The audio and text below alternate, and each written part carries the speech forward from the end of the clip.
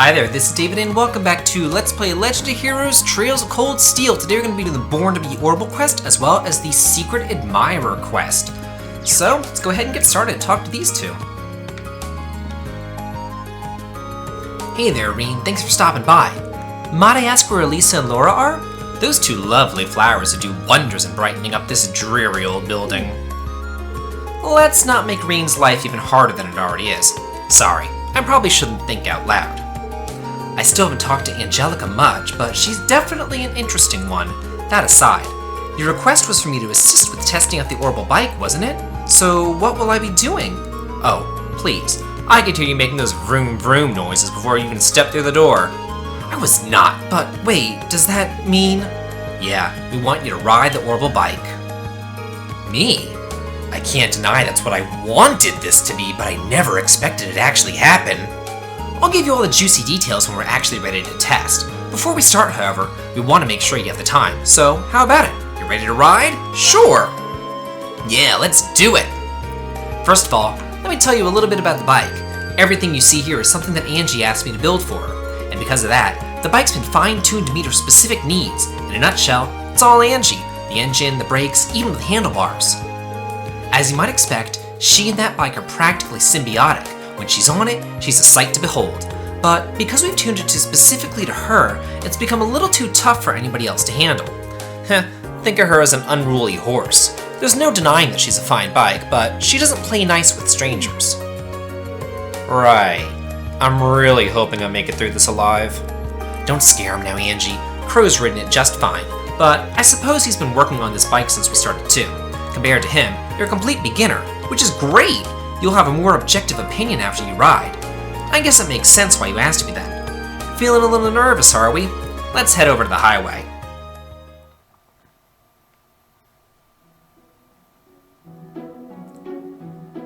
Okay, I guess we're all here. Yeah. Kind of a cool looking bike. Purple and green. Nice. I like it. So, what are Toa and Crow doing here? Ha! Angie and George told us you'd be doing this, so I came along to show some support and take some time off of work. My reason isn't quite as sweet as little Toa's here. Like I said before, this bike's at least partially my baby. Think of me as an overprotective father, making sure you don't mess up and hurt my girl when you take her out. Thanks. Crow, don't make him any more nervous. Don't worry, Reen. Just ignore everything this guy says. I do, and it's worked great for me. We can rebuild the bike, so stay focused on keeping yourself safe. Right. Thanks. Do you have much experience riding horses? Actually, yeah. You shouldn't have any trouble then. She's a whole different beast, but the basics of riding are the same, so have fun. Thanks, that helps. I won't let you down.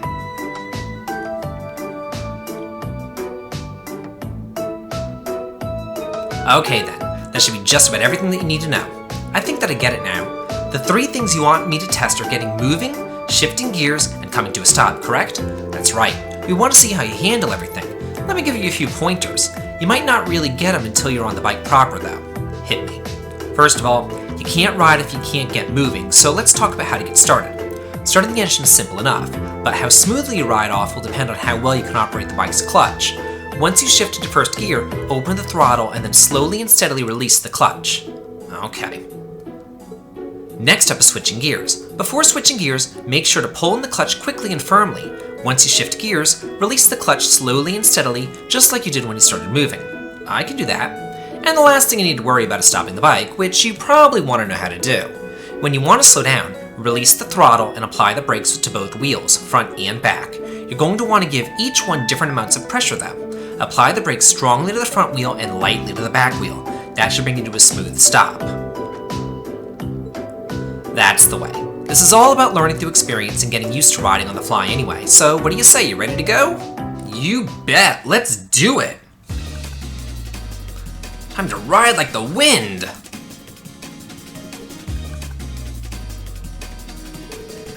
Okay, so let's get started. It's gonna be like F-Zero. It's gonna be sweet! Or that, Uniracers game on Super Nintendo. I really liked that game. That was a really fun game. I'm surprised that they didn't make like a sequel to that. So, let's do this. Basically, we're going to always choose a second choice. On every single one, it's always the second choice. This is gonna be like a little multiple choice test, but it's always choice number 2. Yeah, so they make it nice and easy for you, I guess. Yeah, there he goes. Can't wait to see the look on his face when he gets back. He's gonna love it. I've actually never ridden a motorcycle myself. You know, I've ridden bikes. I've ridden those newfangled little scooters. You know, they're kind of like motorcycles, but they're not. Like they're the smaller ones or whatever. I've ridden those, but I've never ridden an actual motorcycle itself. They just kind of freak me out. I'm really a car type of man. So again, number 2. Right, pulling the clutch. Yeah, so change gears, moving right along. Whoa, he's really speeding along now. This is a nice little straightaway highway. Yeah, perfect! Couldn't have said it better myself, Rean. Yeah, I love how there's like, you know, no curves, no trees, no nothing to stop him. He's just heading on through. It's really convenient for the plot. And number 2.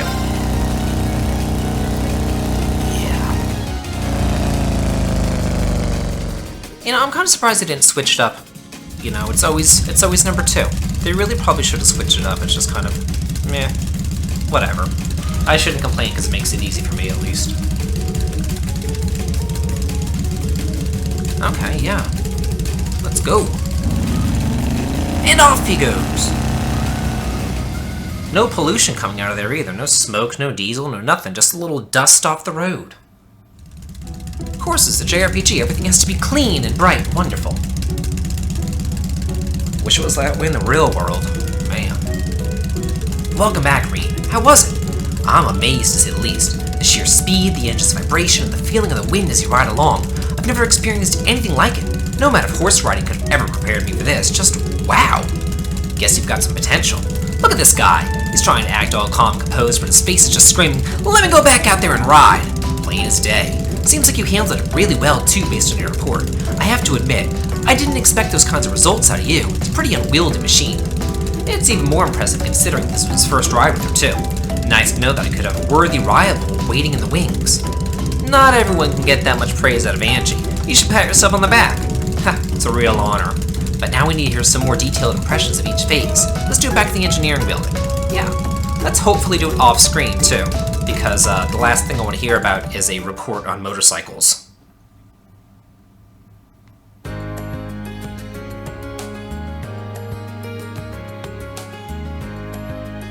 Are we done? Can we go? Thanks! Okay, sweet. Ah, yeah. So how did Angelica know about Elisa's family and nobody else knew? That's kind of strange. Yeah, I didn't either. The Robner and Reinford families share a good relationship, actually. Yeah, they're both big names in Roware, right? Yeah, Angie's dad's one of the group's biggest shareholders, too. Wow, they're pretty close. Well, now you know. Elisa's mother provided the engine and a number of other parts for the bike, too. So that's how you got your hands on everything. That's right. Although, whether or not Reinford will actually mass-produce the bike is an entirely different matter. Their biggest goal is to turn a profit, so the only way it's happening is if we can show them that it would make money. Which is why we're currently trying to make it into something that the masses can handle. And today, you were a big help in getting closer to that goal. Wow, I'd love to see that happen. Looks like you get it. I guess my first impressions of you were right on the mark. I haven't properly thanked you yet, have I? Thank you. Ooh, what do we get? Ooh, a dragon vein. Sweet! Yeah, it does seem kind of valuable. I'll have to check it out. Awesome. Yeah. Thank you. Let's talk to you a billion times. And here I actually want to buy some stuff. Let's see, what does he have? Ooh, Mobius Master Quartz. Can I buy that? Let me sell some things off screen and see if I can't afford that.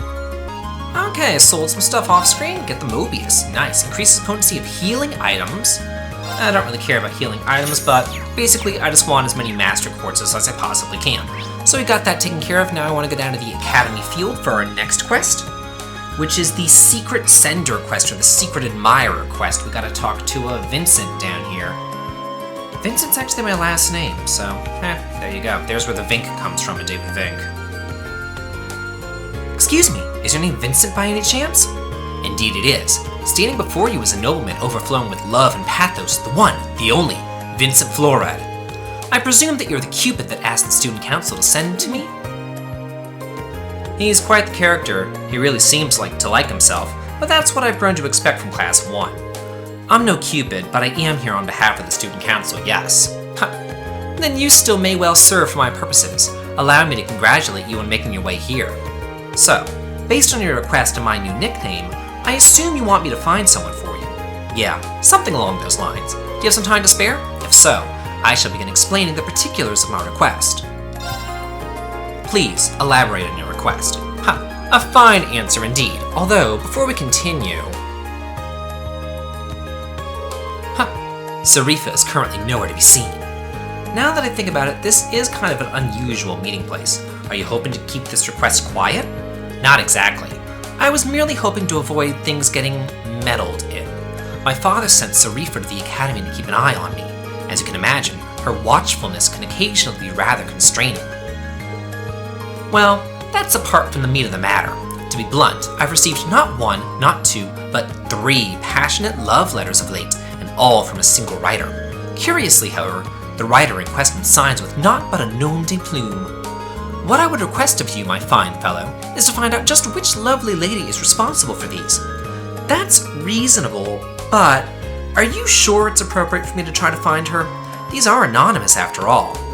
Do take a moment to think it over.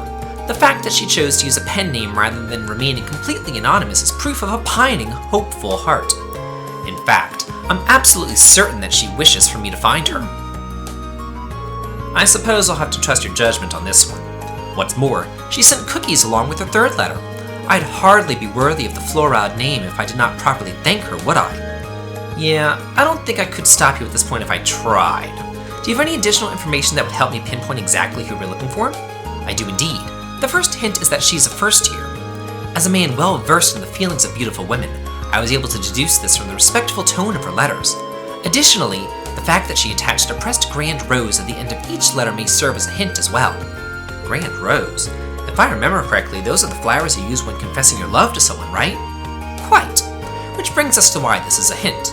The only way to obtain a grand rose in Trista is to purchase it from the town florist. So, if we ask the florist who's purchased one, precisely, we'll be able to discover just which shy maiden has sent these letters to me. Would you take on this task for me then? As long as you don't mind me sticking with the plan we just discussed, I don't see why not. I'm truly indebted to you. Based on her pseudonym and her use of a grand rose, I can only imagine Our Lady's the very model of grace. Now that you mention it, what was the name that she used?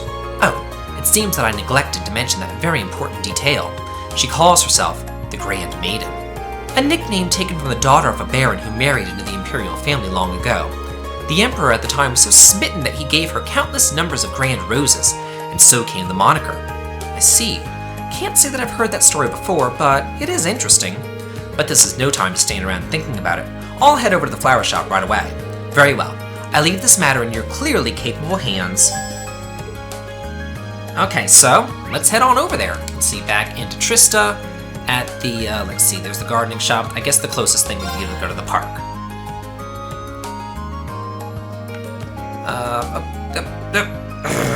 Okay, yeah. If I don't walk into flower pots the entire time, it would be nice and easy. Excuse me, would you mind if I ask you a question? Not at all, go ahead. It wouldn't be hard to find out if I looked at my records, but I'm not exactly sure I should disclose that information. Understandably so. I don't intend to do anything with this information that they don't want me to, though. If they ask me to keep their identity a secret, that's what I'll do. I see. Well, if that's the case, I guess I can help you out. Just remember, though, it's your job to give the Mystery Center your support and nothing more. I'll wish her the best of luck. Yeah, it is kind of getting complicated. I count 3 first years who've made a Grand Rose purchase recently. In class order, first is Beryl from Class 3, then there's Vivi from Class 6, or 4, and Rosine from Class 5. I see. Thank you very much for the help. The fact that she mentioned Vivi has me worried. I hope she's not trying the same trick on someone else right now. Good luck. So now we need to go talk to those people. Let's see. One of them's this girl right here, so I might as well just talk to her. I don't think that a nun is going to be sending anybody a love letter, though, but sure, whatever.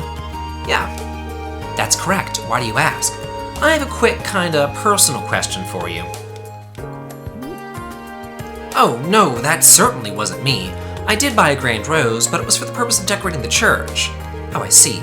Sorry to ask such an embarrassing question then. It's fine. Well, it's totally not her. So, the next person that I want to talk to is Vivi. Let's go find her. She is, if I go to the courtyard, she'll be close by because she's hanging out over by that fishing hole near the gardening club as well. She's just right here. Yeah, kind of hiding behind these flowers or doing something over there. What's up, Breen? Were you so taken with my feminine charms that you couldn't stand another moment away from me? There's something that I'd like to ask you. Well, that is pretty interesting. I'm gonna take that as a no. Yeah, I wish it was me, but I'm having too much fun teasing Lynn to set my sights on any boys right now. Of course you are. You did buy a grand rose, though. Don't tell me you tricked another poor, unsuspecting soul into helping you torment her. Pretty much. But can you blame me? She falls for it every single time. I can't help myself. You're a monster. Poor Lind. I can't imagine what she has to deal with a sister like this. And no kidding. So now I needed to go to the student union and talk to Beryl. She's that really kind of, crazy psychic girl that we saw on the roof that one time. She's, into the occult and magic and wizardry and all that crap. So she's right in here. There we go. And talk to you.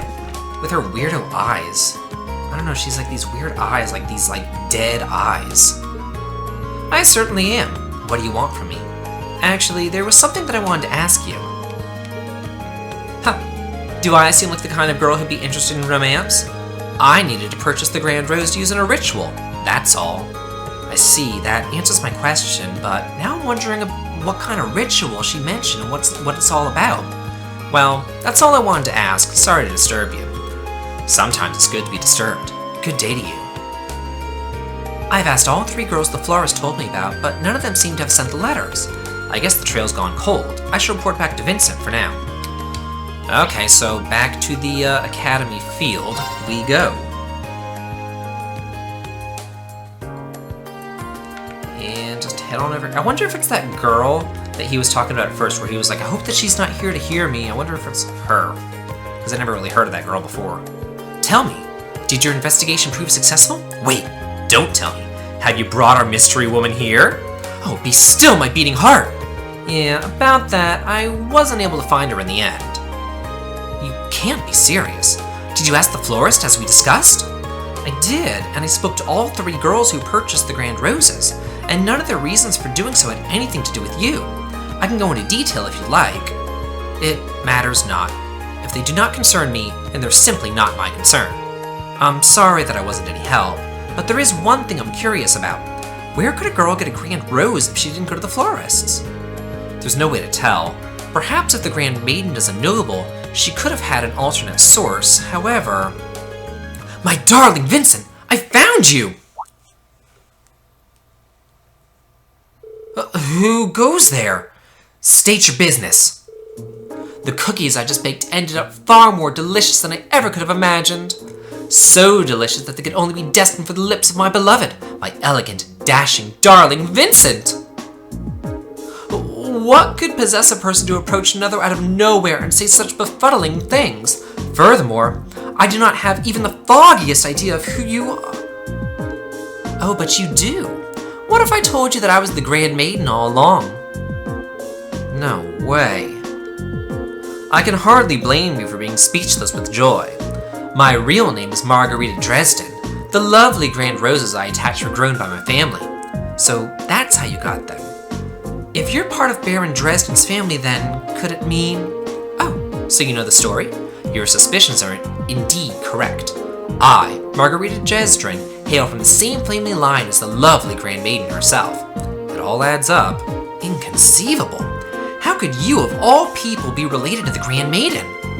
When her beauty pales in comparison to your own, look, darling, we're already completing each other's thoughts. And yours are oh so sweet. What you said couldn't have been further from my actual thought! Huh, even when you're shy, you're still so wonderful. Seeing the surprise on her handsome face made waiting to reveal my name entirely worth it in the end. Now, my beautiful Vincent, it's time for you to reply to my love letters. Will you enter a relationship with me? You may choose one of two replies. I would be delighted, or there would be no greater honor. Sorry, how many options did you say you were giving him? This woman could hardly be more different than the demure maiden her letters made her out to be.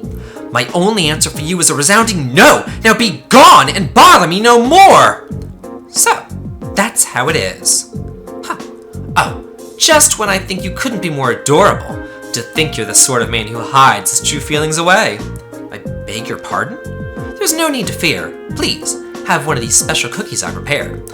One bite and you'll no longer feel the need to keep your innermost longings at a public view. Don't tell me you've mixed something into your cookies? That's for me to know and for you to find out. Stay back. Don't come any closer. You don't just stand there. I'll need your aid if I'm to survive. I have no idea how to handle a situation like this either. Don't worry, my darling. There may be a slightly bitter aftertaste, but it will all be worth it in the end. I've been looking for you, Master Vincent. Saphira! Dare I ask what you're doing in a place like this?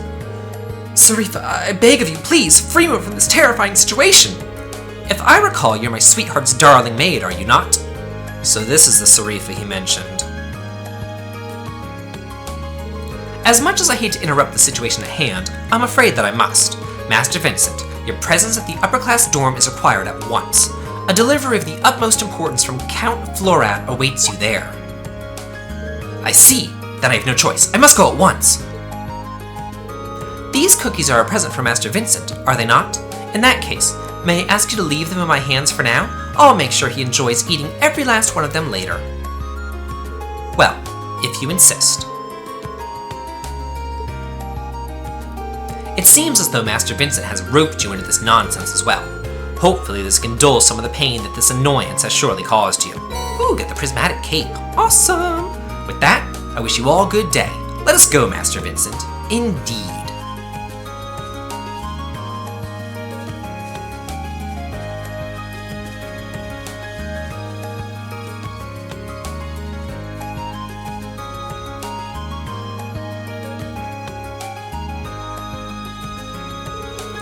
That maid may prove to be quite the obstacle, but no matter.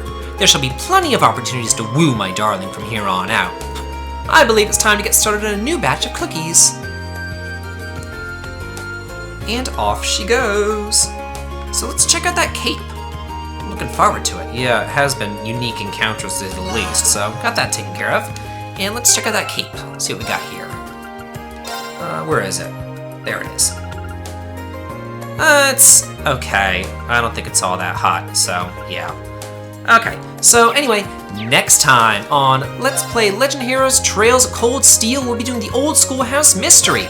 This has been David. If you like this, please like, comment, and subscribe, and have a good day.